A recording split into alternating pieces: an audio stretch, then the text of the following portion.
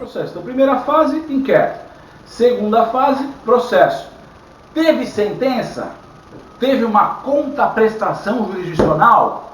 O fulano foi condenado ou o fulano foi absolvido? Sim! Então, se houve sentença, eu inauguro a terceira etapa do processo. Terceira etapa, que é a fase...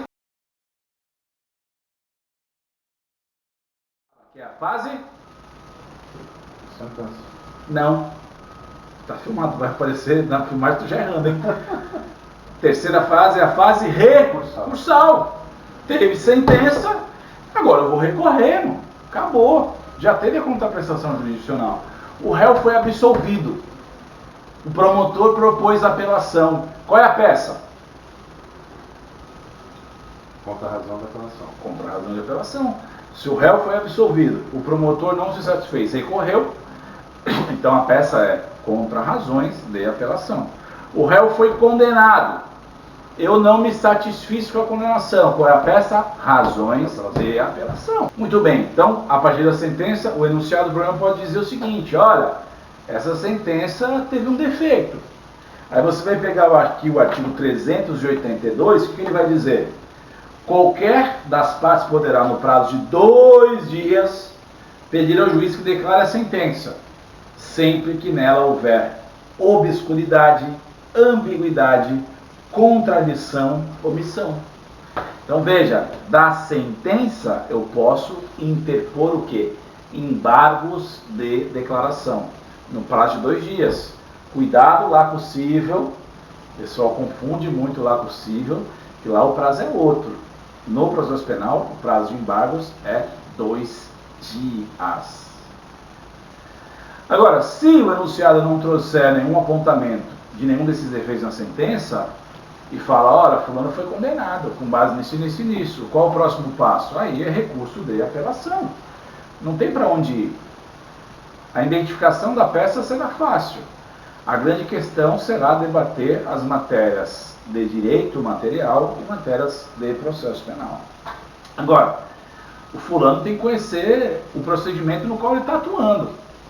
Se chega na fase final da segunda fase do processo e ocorre uma decisão de pronunciar, e aí? Ele foi pronunciado, foi mandado ao júri. É apelação ou é reze? É claro que se você conhece o artigo 581, inciso 4 do Código de Processo Penal, você sabe que é um recurso em sentido estrito. Aqui no meu livro tem uma dica muito simples para que a pessoa possa saber se é apelação ou se é recurso em sentido estrito. Ficou curioso? Compre o livro, vai te ajudar a estudar para a prova da OAB. Muito bem, então vai ser feita a apelação. Nesse exemplo, o que eu vou debater na apelação? Os fatos do direito do pedido. Como é que eu vou fazer essa apelação? Resumo dos fatos. Faço uma espécie de um roteiro de um filme de cinema dizendo quais as teses que eu vou debater, já nos fatos, até para mim não esquecer de debater depois delas no direito. Dentro do direito vou fazer as preliminares, falando de letra de lei, e depois vou fazer o mérito, falando do quê? Falando das questões fáticas.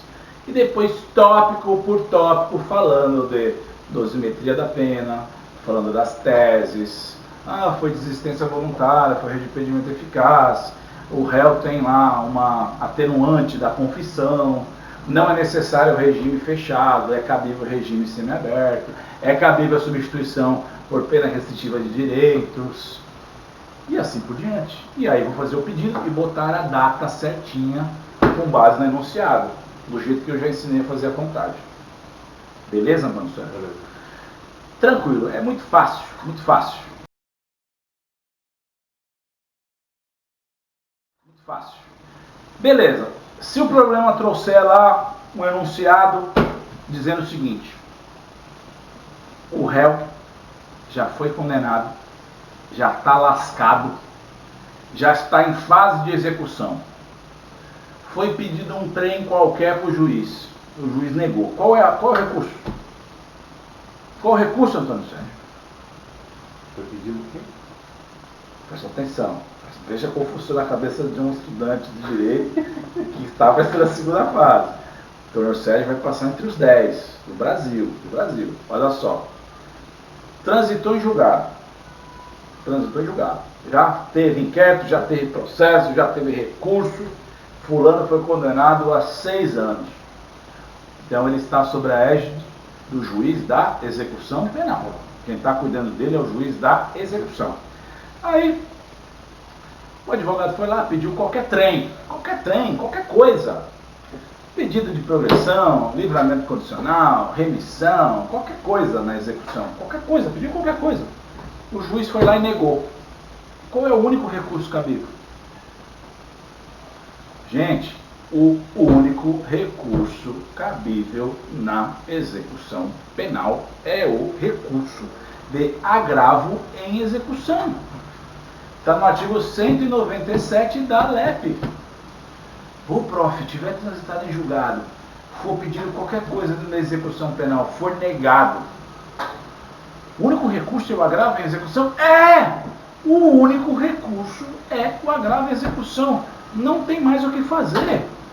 Aí se eu fizer um habeas corpus, você vai se ferrar. Te vejo no próximo exame. É agravo em execução, artigo 197 da LEP. Por isso que eu sempre falo, é bom você comprar um desse aqui, ó. Estou ganhando nada para fazer propaganda aqui para a Saraiva. Inclusive, se a Saraiva quiser me patrocinar, estamos aí. Porque aqui, ó, é o vademecum de penal, processo penal e Constituição Federal 2021. E tem todas as leis extravagantes, súmulas também. Então, você está fazendo a prova lá, deu uma dúvida, você vai lá na lei de execução penal e pronto.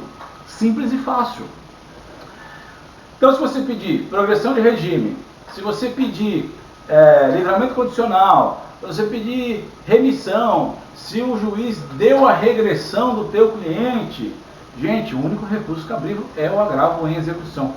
Nossa, prof, não sei fazer um agravo em execução. Cara, o agravo em execução segue a parte procedimental do RESE, aqui no estado de São Paulo, pelo menos. Então você vai fazer um recurso em sentido estrito, com todas as suas formalidades, e vai chamar de agravo em execução. Você vai ter 5 dias para fazer a interposição e 2 dias para fazer as razões. É muito simples, é muito fácil. Não esquecendo do juízo de retratação. Então, lógico que aqui nós estamos falando após o trânsito em julgado, dentro de um procedimento que tem as suas particularidades, que é a lei de execução penal. Agora, se o enunciado trouxer lá uma situação mais drástica, fulano está condenado em definitivo, e aí surgiu uma nova prova de que fulano é inocente, consubstanciada no elemento XYZ. Opa, se surgiu nova prova, aí o recurso vai ser revisão criminal. Revisão criminal. Surgindo uma nova prova, consubstanciada em XYZ, ou consubstanciada numa ação de justificação, o único recurso cabível será a revisão criminal. Beleza. Então, assim, de uma forma até certamente informal, nós falamos aqui da primeira fase, segunda fase, terceira fase e quarta fase do processo penal. Inquérito, processo, recursos após o trânsito em julgado. O que pode acontecer? Isso está muito bem detalhado no livro, nosso livro. Tem esquemas gráficos, tem aulas no QR Code, tem modelos de peça, tem as explicações doutrinárias. Então, tudo que eu resumi aqui nesse tempo, você vai encontrar no nosso livro, Prática Processual Penal. Então, essas são as etapas do processo penal. Você vai abrir esse leque de possibilidades, e aí você só vai ler o enunciado e apontar, colocar teu dedo em cima da peça que você vai fazer, qual é a estrutura e qual é a parte do direito material.